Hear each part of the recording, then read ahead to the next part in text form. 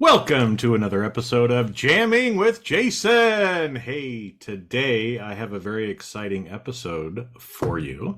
So I know, people in my ancestral roots, they kind of up and left Germany, Denmark, England, and came to America.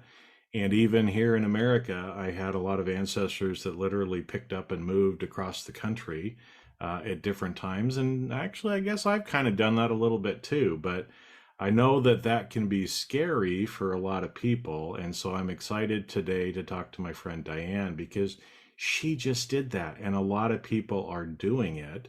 And just excited to talk to her about some of the changes that happen when we actually have the courage, right, to kind of follow what we're being led to do, even when we don't know exactly what that's going to mean. So, with that, let's go ahead and roll that episode with Diane. You are jamming with Jason Mefford, where you hear inspiring interviews with some amazing people. Some are famous, some may seem ordinary, and they are all doing extraordinary things to positively change the world. Sometimes it's just you and me having an intimate and authentic conversation about how you can change the world around you and rewrite the story of your life by being more authentic, accepting and loving yourself more, and spreading love to others. Since really, all you need is love. And what the world needs now is love, sweet love. We discuss all aspects of self-improvement, growth, and so much more. Great content, insightful advice that's practical and helpful to anyone that listens. You're always eager to come back for more and share with your friends and family since you learn something in every episode. So sit back and enjoy the easy listening while you feel seen and heard in this informative, authentic, and entertaining podcast. Now, let's roll that beautiful podcast footage. All right, Diane. It's good to see your smiling face. I just love your smile too. So, welcome. I know you've had some pretty interesting things that have been going on in your life. What's it been now? 6 months? It's been less than 6 months, I think, right? Yeah, well, the point of decision was February of 2022, and thank you for having me, by the way.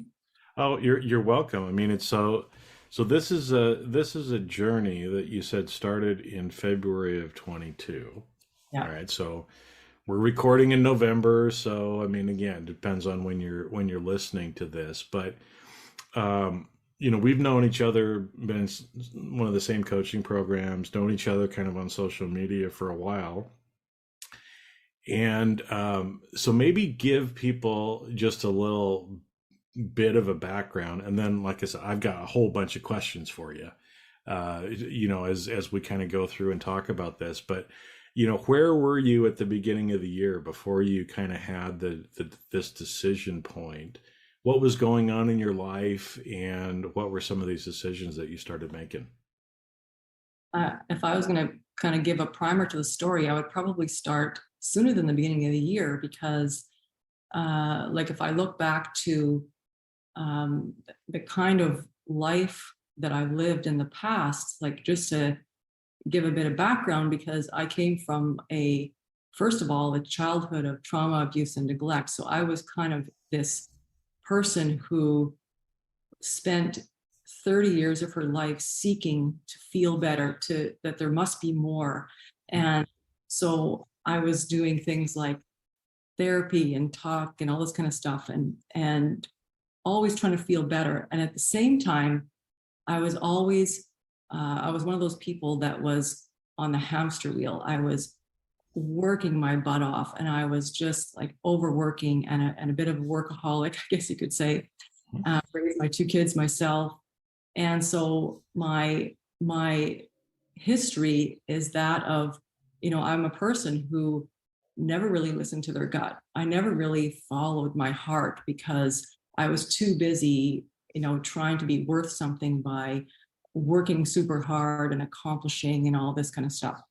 And so fast forward to even like 2021, when we were in this coaching program together, and I started to have all these layers peeling off with the combination of the coaching we were doing and all the hypnosis, that all of that work. It was like it was almost like it catapulted me forward, and I became this person who was like, I had so many aha moments. Like it's even too much to say, but it was like I got to the point where I was able to just hear myself, like, and I think it was a combination of the exercises we did with silence and just being able to listen to ourselves and who our true self is, because I always thought that I'm a nurse practitioner, and I'm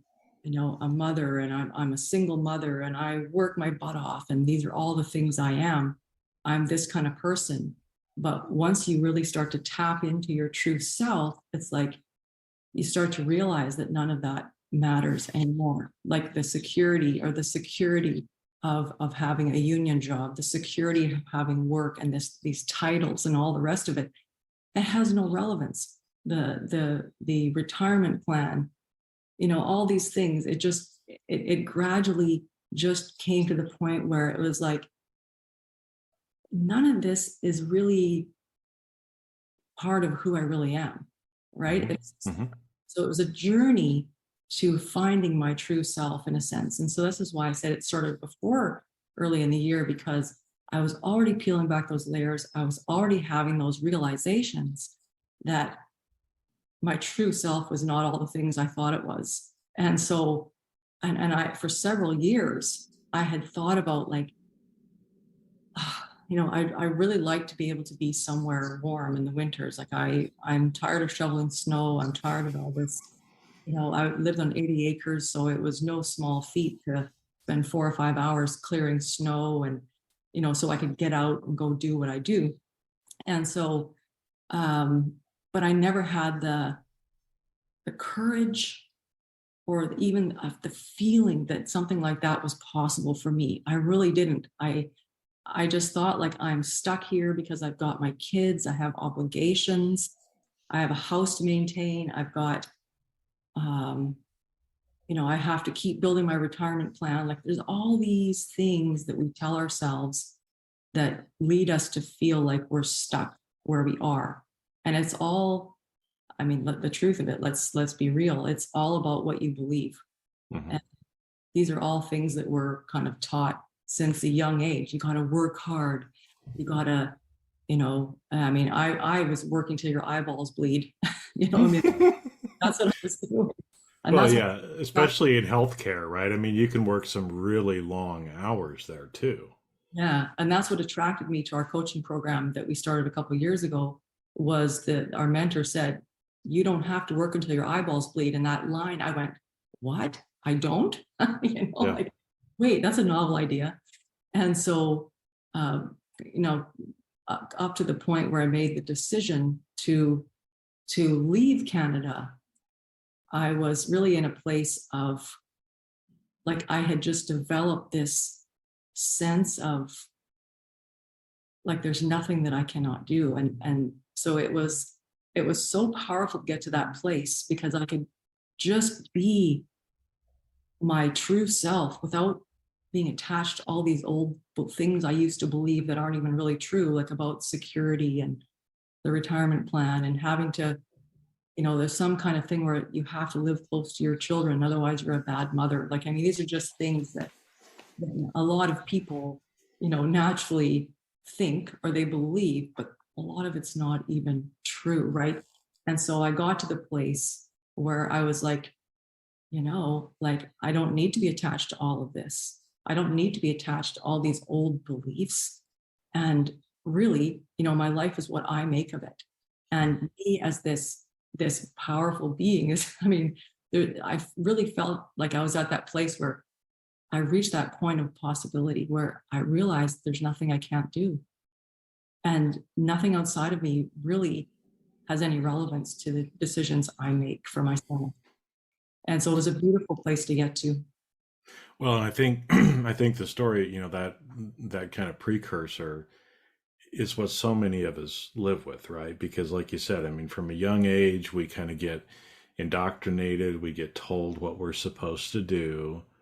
We start attaching to the different identities about ourselves, right? I'm a mom, but I'm not just a mom. I'm a single mom of two kids. I'm a nurse practitioner. I work really hard, right? I mean, all these things that we get kind of taught, and in a lot of ways end up distracting ourselves from being able to listen to our gut or our heart, right? It's almost like, I see this with so many people, right? Where we're just so busy. We're, these terms like working until your eyeballs bleed, and all these different things where we just get so busy living and doing the day to day of life that we never take that time to check in with ourselves and ask ourselves, am I really happy? Right. And obviously you started that on that journey before of thinking, well, hold it now, just a minute. Am I actually happy? Is this really how I want to spend the rest of my life? Right. So you started asking some of these questions to yourself. And then I love the, peeling back the layers, right? I mean, that's one thing that a lot of us in Jim Fortin's program talked about is peeling back the layers. Cause it's like, God damn it. I just peeled back one and there's another one. It's like, we're like ogres. Ogres are like onions. We're peeling back the layers. That's my bad Shrek impersonation. But it's interesting because, like you said, I mean, you've been peeling back the layers, and then finally you started kind of questioning some of these things, like the one that you talk about. Well, to be a good mom, I have to live near my children, right? And there's so many women, especially at midlife. Let's not halftime, whatever you want to call it, right? You work really hard, you finally get the kids out of the house, and then it's like so many women spend the rest of their life just continuing to kind of parent the kids or the grandkids and never really have a life of their own, right? Where it sounds like you kind of woke up and said, not just a minute, right? I don't have to do things that way. Is that kind of what was going on? Well, yeah, the probably the biggest thing as I hear you talk about, like, having to work hard and to be a certain kind of parent and all this, it really boiled down to two big things. The first one is that where do we where along the way do we feel this need to prove ourselves? Where along the way do we feel like in order to really be worth love or worth time and worth attention, is that we have to like just work so hard. And I am really a perfect example of this because during those years where I was working and raising my kids, like, here's an example. I owned this beautiful leather couch that I bought 21 years before I left. And I had been so busy working and running 12 to 14-hour days trying to prove who knows what, that I was worth something. I never sat on it. So I was able to get full price. In 21 years. It had never been used. Okay. Just to put it, just Oh my gosh. so Okay. this is Yeah. just an example of, you look back and you're like, what is it that I had to prove? Like, we don't have to justify our existence to anyone. We don't. We have innate value just by being a human being, just by being here. And so many of us run circles, work so hard, run around trying to, look after other people and prove that we're such a good person because we spend all this time helping other people. Meanwhile, we neglect ourselves and we completely lose who we are in the process. Completely. We're busy doing things like getting involved with things that we really even don't need to be involved with, whether it's like somebody else's problems or their legal issues or whatever it is that's going on. We get ourselves over involved in these things because we feel like it makes us a good person. It somehow defines us and it makes us worth something. And it's like, and that's the perfect example of, we do not need to justify our existence. We don't need to prove ourselves in any way, shape, or form. And that's a magical place to get to.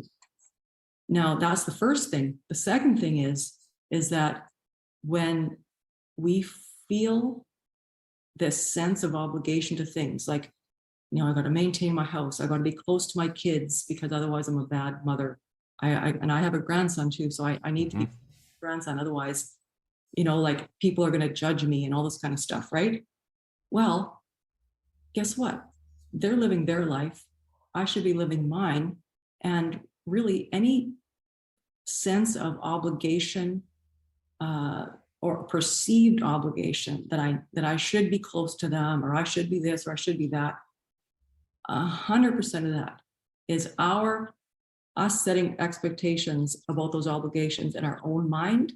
They're all self-created.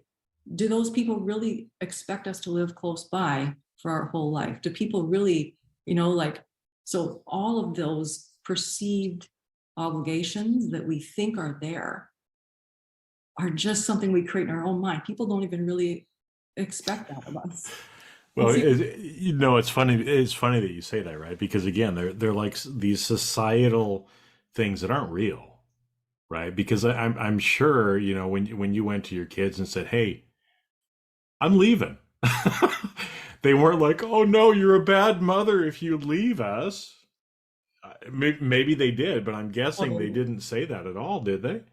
No, they didn't. In fact, my daughter was just kind of like, what? And then my son was like, are you crazy? Like, what are you doing? Like, but there was no sense of, you need to be here for us, like this big guilt trip or like, why are you leaving? No, they're just like, there's like, oh, wow. They're just curious about it. Right. Yeah. Hmm. Yeah. So how many times in our lives are we doing that, right? Where we're putting these kind of false expectations out there when they don't even exist. And if we were to ask people, right, it's like it's not even what they were thinking, but we're kind of building this reality around ourselves when nobody else except us has that expectation, right? It kind of makes you feel like, well, maybe we should get rid of all expectations, right? Because maybe none of them are real, right? Yeah, another big one that I hear, even just from clients or people that want to work with me to get, and I find a lot of the clients that work with me, it's like they're really wanting to tap in to that sense of possibility, but they don't know how, in a sense. And so probably the biggest thing that I'm hearing from all kinds of people, whether it's professionals or different people, is that they're like, okay, well, I've been in this job for 25 or 30 years, and I have to just somehow make it another 5 years till I hit magic 80, or until I hit that retirement age where I can retire with a full pension. Well, really? So this part of me goes, but hang on a second. What is it costing you to live this many years, pressuring yourself that you have to do this, when really, if you left 5 years early, you would still have your retirement plan. And then you could do some other things that really you're passionate about, that have nothing to do with your career. And it will not impact you financially. In fact, you may be better off financially. So, but see, a lot of people have this belief that I have to put in these last 5 years or these last 6 years. And it's almost like this self-imposed, and that's another self-imposed sense of obligation that, they're not going to have that desired outcome if they don't put in, the work first. And sure, okay, so your retirement will be slightly better at the end of the 5 years, but now you've spent 5 years, and our life is too short. And so if you're miserable, putting in another 5 years, is it really worth it for an extra couple $100 a month, right? When you could easily make that back and more by doing something else that you really love to do. Yeah, you could just do something on the side, just a few hours a week and be able to make that kind of money. Easily. Well, and it kind of reminds me because, especially, I mean, older generation, and again, I mean, that's where we get it from, right? I mean, my parents told me all these things that you're talking about, and I remember my mother was that way too, where it was, she was working really hard until retirement, and the idea was when she retired, then my parents would travel, right? I mean, my dad was still going to work a little bit, but then they would travel. And so again, she worked really hard. She got up to the retirement age. She retired, and then guess what? She got cancer, right? And so the last 5 years of her life, okay, they did some travel, right? But it didn't turn out the way she was expecting in her mind, right? And like you say with your clients, right? What's that other 5 years actually costing you? Well, Yeah, maybe it does cost you something like health, right? To where again, if they would have started traveling sooner, or doing some of the other things instead of kind of waiting and following this societal expectation of what you do, right? Then I mean, she gave up a lot in that way, and that's always been a lesson to me of, don't wait until the very end thinking it's going to happen. You may never even get there. yeah, and that's the beauty of living in the present moment. So realizing that the past doesn't matter, the future doesn't matter. Really, what matters is right now. And if you're miserable, if you're and I was there, okay, I was miserable in my work because there was so many as a nurse practitioner in the healthcare system, there's so many like over regulations and over controlling of the way we can do our work. So it's like we're so limited. And so even if you have this, and I've always been this out of the box thinker. So I like to treat the patient, not necessarily what's in the book or what's in the Hmm. guidelines necessarily, but it's always important to treat the patient because not every patient fits into this little box. And so this is the frustration with working in the healthcare system is like it's just very, very limiting. And so I was miserable at work. And then what happens is, what does it cost you in your life just having that where the work is draining? It's like, do you have fun after work is over? What is your relationship like with your kids? Are you kicking the dog? Are you snapping at the kids? Are you impatient? Are you like not sleeping well? I mean, and it just starts to compound.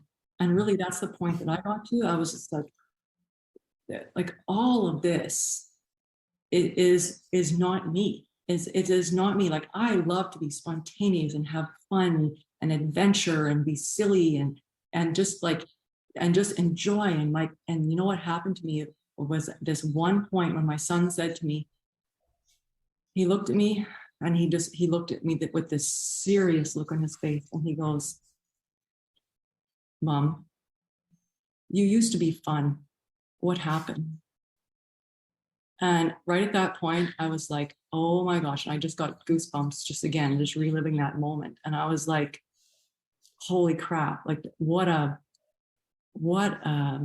eye opener, because I didn't have that. I mean, I knew partly where I was at, but when somebody else points it out, and especially when it's your kid who the kind of fun and stuff you used to do with your kids and everything, and now it's like, where did that person go? Because you lose yourself in the doing. You lose yourself in being so hard trying to prove some shit that doesn't matter, that you lose yourself, and then your whole life is impacted. So if you think about the cost of staying in something that makes you miserable is so far beyond money. It is so far beyond like even health. Like health is a big thing, but your relationships, like everything, you're losing all that quality time that you could be spending, having that enjoyment in life. But I think that's one of those subtleties that it kind of creeps up on us. It's like boiling the frog. You put them in lukewarm water and then you heat it up, right? And so the frog doesn't realize until it's too late. And I think a lot of times as humans, we're kind of that way too, right? I mean, we get thrown in this thing. over time the temperature just kind of rises on us, and it's like, oh, this actually feels nice. It's nice and warm, right? And we just kind of keep staying there until we realize that sometimes it's too late. And it shows up, like you said, we come home, we kick the dog, we yell at our partner, we think, okay, well, yeah, I'm 12, 14-hour days, those are rough, right? When you come home, you don't feel like doing anything except maybe sitting on the floor because you weren't on your couch. Right. But you don't feel like doing anything. And I think, like you said, before we realize it, we're no longer ourselves, right? You used to be fun. What happened? Right? Is that part of you just kind of slowly died as the temperature was rising in the life that you had created, right? So okay, so now we kind of got the backstory. So obviously you like to be spontaneous and adventurous. Well, you're doing that again. Right? So here you were, living on 80 acres in kind of central Canada, one of the coldest places in the world, gets a shit ton of snow, right? I mean, I remember watching the, videos and other stuff. I do love tractors, by the way, though. I'd move Yeah. snow with the That tractor. was- That's pretty cool. That's pretty cool. But, so you got to this point, I guess. What were some of the decisions, and how did you end up where you're at now?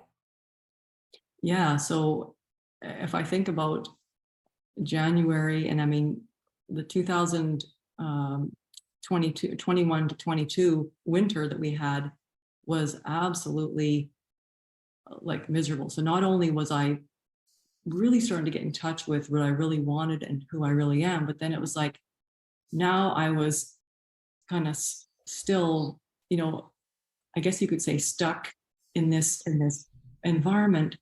And normally you could get through it because, let's face it, sometimes the weather gets nicer, get a big dumping of snow while the weather goes warmer. So you can fire up a tractor, clear it. It's kind of fun, But this particular winter, the fun seemed to disappear from it because every single day it was -40.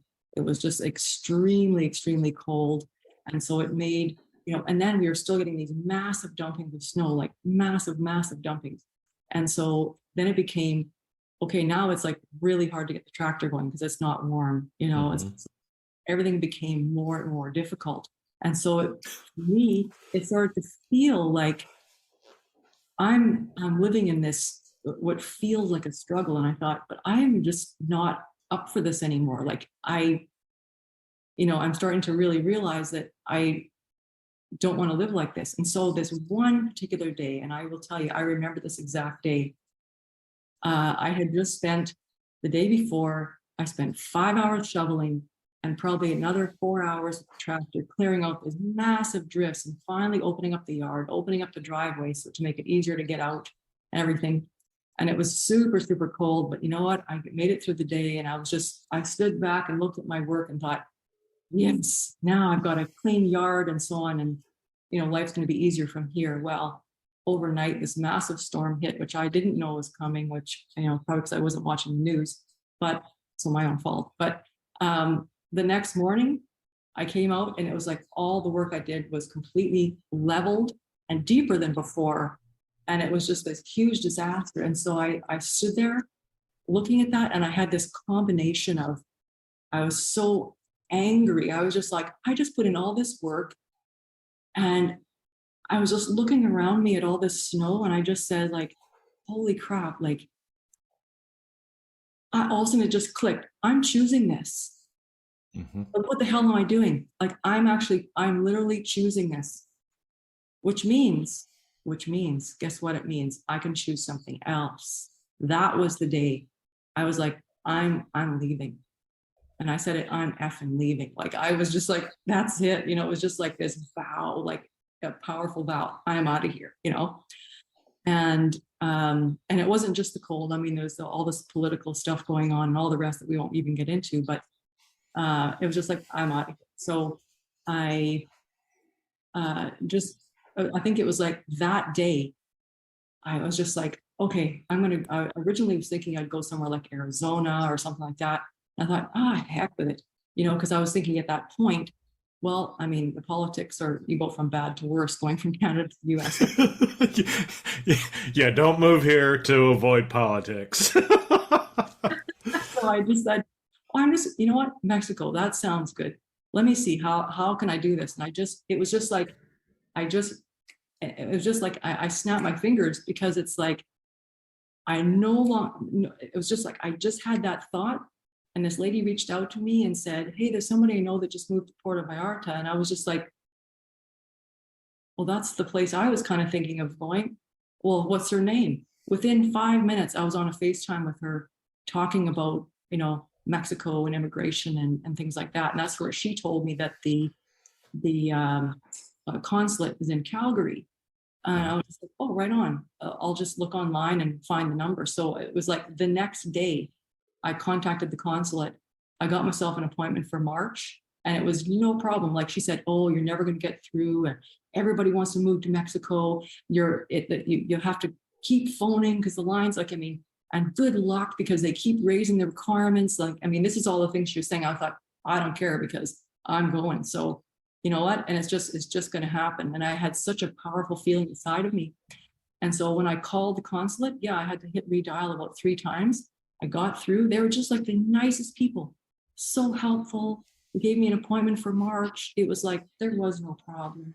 It's like, okay. So came March, I went down there, and it was just like I'll even just tell the story because it's kind of like it gives me goosebumps because I was kind of scared to go to the consulate because I was thinking a Mexican consulate. Well, that's going to be kind of like this, this place. It's going to be like this small little place with a whole bunch of lineups, and you're not, you won't be able to speak the language. It's going to be really challenging. Like the way this girl painted this place was like this horrible. Like you were going to a third world country in Calgary, right? So I thought, okay, well, I'll just park downtown Calgary, and I looked on my GPS. I thought it's only like maybe 7 or 8 blocks. So I can just walk, I can just have a solid place to park. I got there early. Okay. And I had an appointment at 1:30. And so, so I started walking towards the consulate, and it was so noticeable. Like you can't even make this shit up, honestly. I'm walking along, so I have my GPS, of course, and I get to the cross street. And of course, downtown, every street has lights and crosswalks and everything. So I get up to the first one, and as I walked up, boom, the white person came. Okay, it's walk, right? Then I walked to the next one, boom, and it was like as I was walking, it was like the white cross, to cross now, light just popped up at every single corner, and I thought, wow, like I feel like I'm walking on a red carpet here or something. Like it just feels so amazing, even though I was still scared. So then I walked up to where the consulate was, and I looked at this beautiful glass building, and I was like, oh my God, that's the consulate? I thought, that can't be. Okay, well, I'll just go in and ask. So I walk in, and the guy at the back goes, oh, hi, and he was just, it was so pleasant. And I says, is the consulate here? He goes, oh yeah, it's on the second floor. I was like, oh, great, thanks. So I went up there, and so I kind of paused after the elevator. I thought, should I put a mask on or not? Because I wasn't sure if it was required. So I was kind of nervous. And then I thought, okay, here I go, like big breath kind of thing before I go in. And then I opened the door, and like it was really quiet in there. There was almost nobody. And then this lady looks up from the desk, and she goes, oh, hello, are you Diane? We're expecting you. And I thought, what? Like the whole experience was just like, somebody was just like laying this path for me. And it was just like this beautiful path. And it was like everything went smoothly. Like, I mean, I got asked the usual questions, and it was all very like, but there was so much kindness and so much, they were just so helpful. And then, the man at the end, because you have to go through multiple steps to get your visa, he was just like, you're approved. And I was just like, yes, Right there on the spot, same day. So I sat there. He says, just go to the waiting room, and the lady will come and bring your visa. I was like, oh, wow. I didn't know what it was going to look like, or like, so I was in this, like, I was really in this sense of wonder, like, it's like, wow, this seems like way too easy, So I sat there waiting. There's a few people, and in the waiting room. We had some nice conversations and a lot of similar people in similar situations to me. And then maybe not even 10 minutes, this lady comes and she says, Diane. So I came and they had put this beautiful thing in my passport. It looked like it was embossed in one of the pages. And so she explains to me, this gets you into Mexico and you have to go to immigration within 30 days, to do the next step so that you can become a resident or whatever of Mexico. And I was just like, okay, I had already researched that. So I kind of knew some of that already, but she was just so kind. And I said, okay, so that's it. And she's like, yeah, here you go. I was like, wow, like just, so the story of how I got my visa and how that just flowed like magic. It was like, wow, I almost like floated back to my car, I was just so amazed that I was so incredibly scared and nervous about going to the consulate because of what I'd been told, but it was nothing like that. Well, and I think that's what you just described is exactly what so many people that are going to listen to this need to hear, right? Because, again, one of my questions was, why'd you pick Mexico? Why Puerto Vallarta, right? I mean, it's a beautiful place. Don't get me wrong, right? And Mexico, for those of you that don't know, is absolutely nothing like, especially here in America, what they try to stereotype Mexico as. It is a beautiful place with 120, 150 million people. It is not a backwards third world country. So just setting the stage there for everything, right, too. But what you described, right, and the ease at which you didn't think about it, you didn't sit down and do a pro-con list and sit there and agonize over what decision you were going to make. Boom, it just kind of came. Mexico. Boom, right? Somebody that you knew somebody who was moving there. Boom, in a few minutes you were on the phone call with them. Boom, you schedule something in the consulate, and instead of them saying, oh, I'm sorry, ma'am, it's going to be 6 or 9 months, it's like, hey, we'll get you in next month, right? Boom, here's your visa, right? And I've traveled all over the world. I've gotten visas from all different kinds of countries. And yeah, usually you have to go to the consulate, you send it off, it takes you a month or two going back and forth. I have never heard of anybody going in same day, boom, here you go, sticker in your passport, off you go.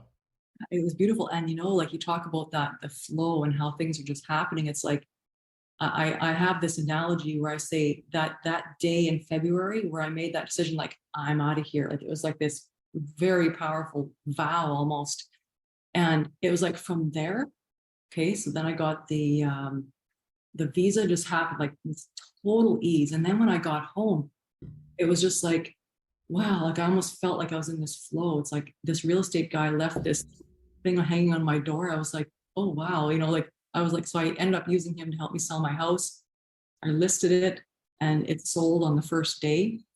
And then it was like, from there, I was like, oh my gosh, it sold. Oh crap. Okay, here we go. Now I got to move. After having, raising my own kids there for 20 years, we had horse stuff and sporting. I had 2 or 3 sheds full of stuff, garage, barn, and a house, like just, it was a 3,000 square foot house packed with furniture and decor and pictures. And all the things that we have that we collect over the years.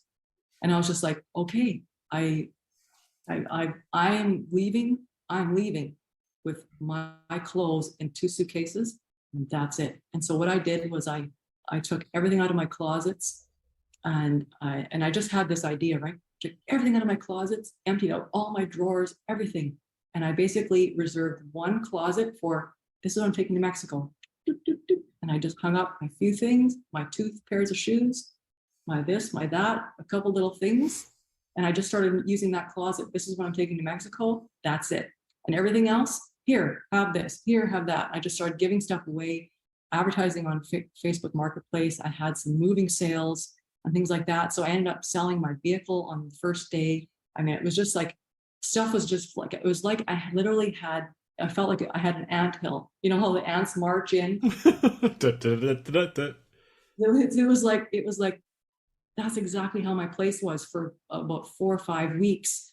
people coming in, bringing trucks and trailers and hauling freezers and furniture. And like, I mean, just, it was incredible just how it all flowed. And in the end, I kind of planned, I thought, okay, I'm having a hard stop on May 27th. That's the last day I'm going to do the sale. And so I had booked a donation place within 3 days. So I had time to just kind of like tidy up. And the big, huge donation truck came, took everything else. And then the next day I had a lady hired to come and do like a pre-sale clean. Boom, it was done. And then the people got possession. And I just kept going from there. And it just seemed like there was no bad feelings. There was no obstacles.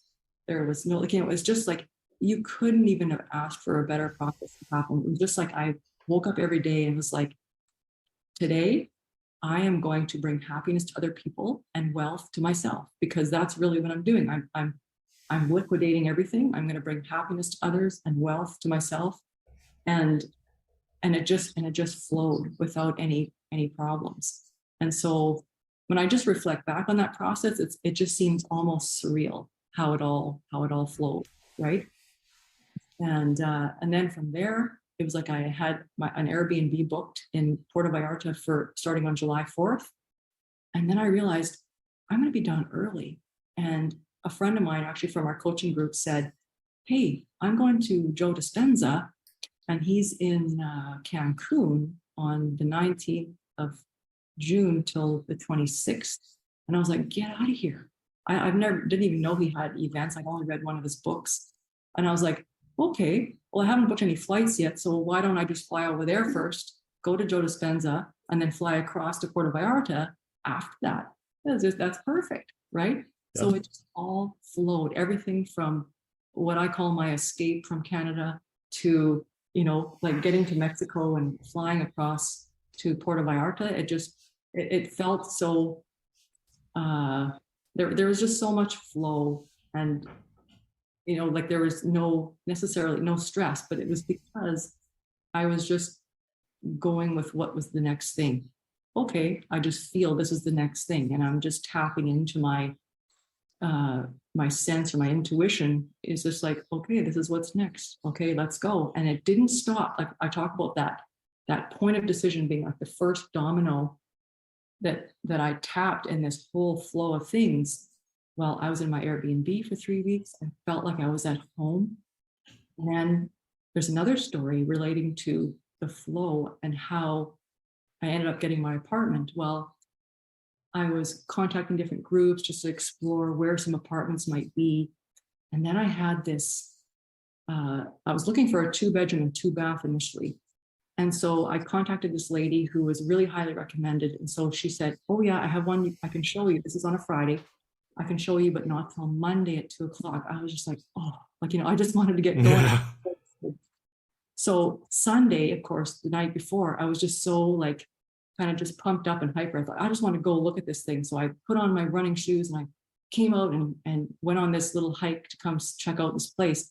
And I came up to the building, and I was just like, oh my God, this place, it feels like home. Like I can't even explain the feeling. It felt like home. So I even took pictures. I was like, this is crazy. I sent it to some of my friends saying, like, I haven't looked at this place yet, but it already feels like home. Like I don't even need to look. Like it's like, it was that powerful, the feeling I had.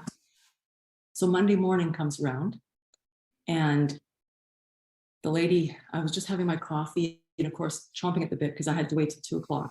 And so she messaged me and she said, oh, I'm sorry to let you know that somebody looked at that apartment and they put a deposit down, so it's been taken. And I just had this sudden feeling like inside my stomach, like, no, like that is not possible. Like that's not possible. So I said to her, okay, let me know if you have anything else. And I kind of just wanted to let myself sit with it for a bit. And I feel like, no, I can't ignore that feeling that particular apartment block, it felt like home, like it was so powerful. And so she messaged me about an hour later and she says, would you be willing to consider maybe a 1-bedroom instead of a 2-bedroom? And I said, I really want a 2-bedroom for my own reasons so I can have an office and things like that. I said, but sure, why not? I'll look at a 1-bedroom. She goes, okay, well, let's look at 2 o'clock this afternoon. I said, okay, perfect. I said, as long as it's in the same area, because I really wanted to stay in this area. And because I have all my things I do around here. And so she says, oh yeah, she says, it's in the same building. Mhm. I was like, get out of here. I was like, oh my God. It was like the feeling I got in my heart at that point was my heart skipped a beat. I was like, I freaking knew it. It was like that. And so, I came here that day. I walked in the apartment and I was just like, I had my cash ready. I don't even need to look. Like, that's how powerful it was. And then the day I got to move in, which was July 21st, I came in here with my 2 suitcases, the easiest move of my life. I mean, 2 suitcases, and I plopped on the couch behind me and I was just like, boof. And as I landed, it felt like the last domino fell. Like it was like that whole thing from my decision in February till I landed on my couch here. It was like, the last domino fell. And it just felt like, what a ride. Well, and it's quite a story, right? And again, I think again, for everybody who's listening, this is how things can go when we let them, when we let it flow, right? Because again, as I'm sitting here listening to you along the whole path, you didn't know more than a step or two ahead what was going to happen, right? Not at all. But you just allowed everything to unfold in front of you exactly as it needed to, right? Exactly. And I think, again, that's what blocks so many of us so much of the time is we want to control it. We want to decide all the steps. And oh no, that's out of order. Oh no, I have to have a 2-bedroom apartment, right? Instead of, oh, well, for whatever reason, maybe I'm only supposed to have a 1-bedroom, right? Well, for whatever reason, I don't know. Maybe now, maybe you don't, right? But you were open to it and just allowed everything to flow. And when we're open to allowing flow, things can flow, right? I mean, it's just, again, like you said, I mean, walking, hitting all of the walk signs on your way to the consulate.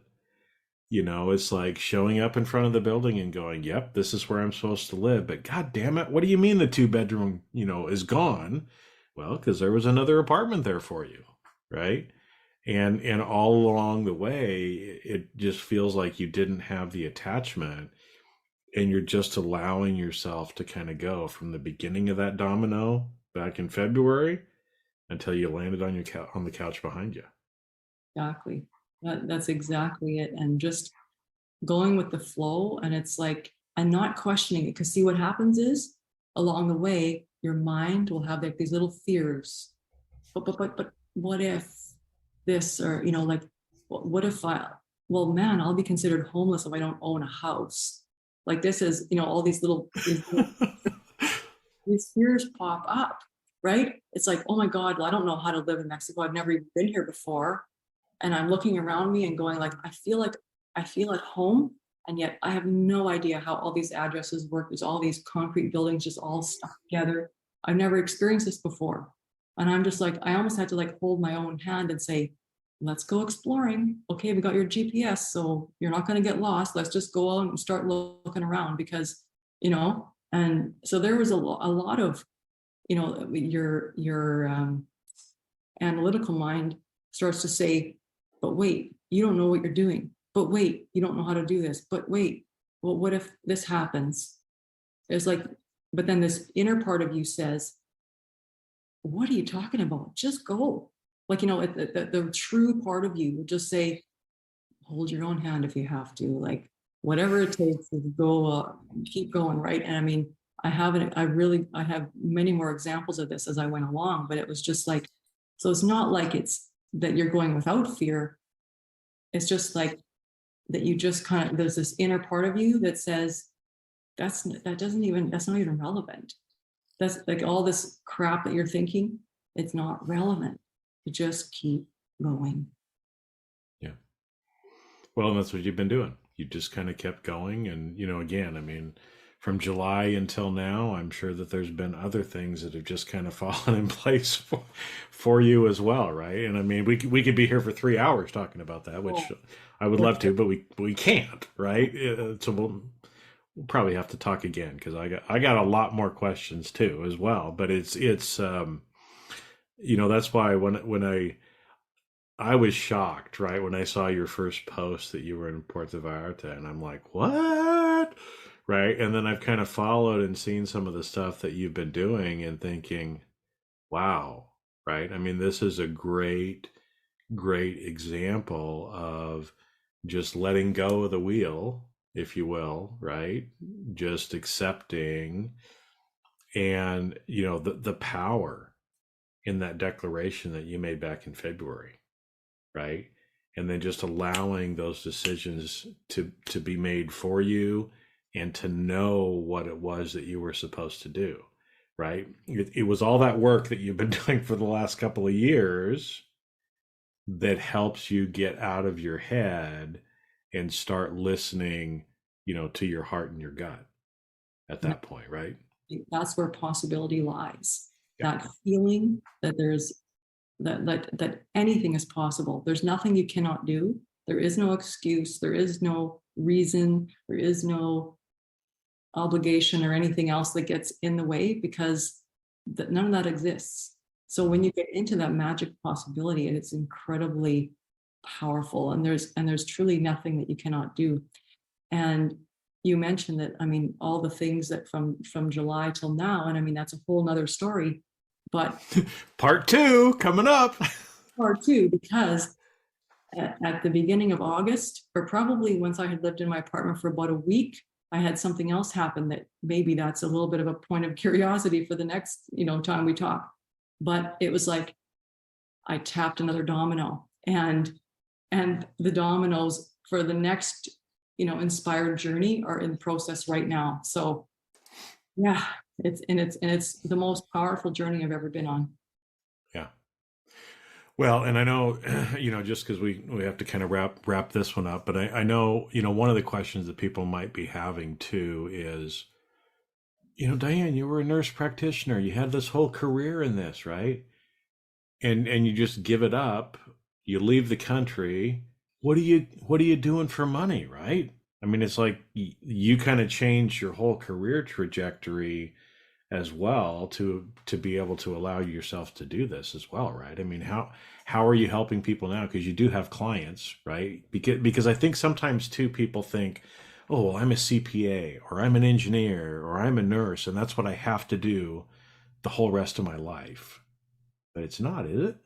No, because I'll tell you what happens when you liquidate that many years of all the things, the homes, the stuff, the kids stuff, like, and you liquidate all of that.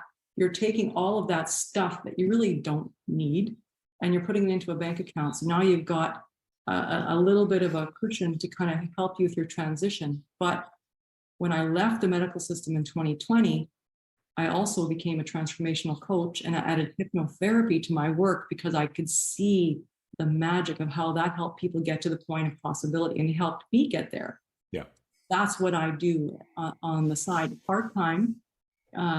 Just because to me it's inspirational and it's fulfilling, to be able to help others. But in the meantime, you know what? I can still flow forward with what's important for me at this point. Well, and yeah, because like you said, when when we get rid of and liquidate everything, besides what you'd already saved for retirement, what you got from that, right? It's not like you have to be out there hustling full time to make ends meet. Plus, Mexico is way cheaper than Canada and the U.S., Well, right? it's yeah, exponentially cheaper. Exponentially cheaper. Yeah. What I what I pay for health insurance in 1 month could I could live very well on in Mexico. So, I have no doubt in my mind. And there's a whole nother podcast that we could talk. yeah. Yeah. Well, About. Diane, thank you for coming on here. I just kind of I knew I felt it in my heart that we were supposed to talk because I needed to hear some of what you were talking about today too, but I know a lot of other people do, because it's not to call you a poster child, but it's like, damn, girl, you know, um, you've had quite a journey. And the beautiful thing about it too is that I think, so much of the time, looking from the outside, we might look at it and think, oh, that's so hard. Oh my gosh, how did she do that? Right? But it was easy the whole way. Right? And it's like, why can't we just make it easy? Yeah. And I think that's a beautiful part of the story, that people need to remember. It doesn't have to, you don't have to work until your eyeballs bleed, and things really can be much easier than we think they're going to be. That's right. I mean, I spent my whole life making my life hard and struggling. And then once I realized life doesn't have to be hard, it was like, wow, this is amazing. It's incredible once you realize that we make it hard ourselves. We create our own struggles. So to break free from that and I use this term in our coaching group, I said, it's like I broke free from the prison of myself. The prison, I'm writing that one down, the prison of myself. That is great. That is great. Well, Diane, thank you. Thank you again. Like I said, we've got lots more to talk about, so I think we'll have to get together here in a few more months again, because I'd like to kind of get the update on, and like I said, there's still a bunch of questions that I have for you too. So we might talk about offline as well. But if people want to follow you, want to see what you're up to, want to reach out to you, how's the best way for people to get a hold of you? So I have a website, and it's you can either be reached through dianegudmundson.com, and a lot of people have trouble spelling my name. So I also have another way. It's survivaltosuccess.ca. And I also have a podcast where I talk about just my experiences and my aha moments. It's just me talking. I don't interview people, at least not at this point. Yep. But it's called Survival to Success. Okay. Yeah. Same title. All right. Well, we'll make sure and put that in the show notes for everybody too. So if you want to reach out to Diane, then make sure and do that. But again, my friend, thank you. Thank you. Thank you. Thank you. And well, you'll have to be back for another episode. If you're up to it, I'm up to it. For sure. And thank you so much for having me. Thanks. And that's a wrap. Thanks for listening. The fact that you listened to this entire episode means you got value, and others will too. Do me a favor and leave a 5-star review with comments, and then share with others. You can also check out all of my videos on my YouTube channel and my website, jasonmefford.com. This podcast is primarily for education and commentary and does not represent professional advice. Views and opinions expressed on this show are that of the individuals and not of their respective organizations.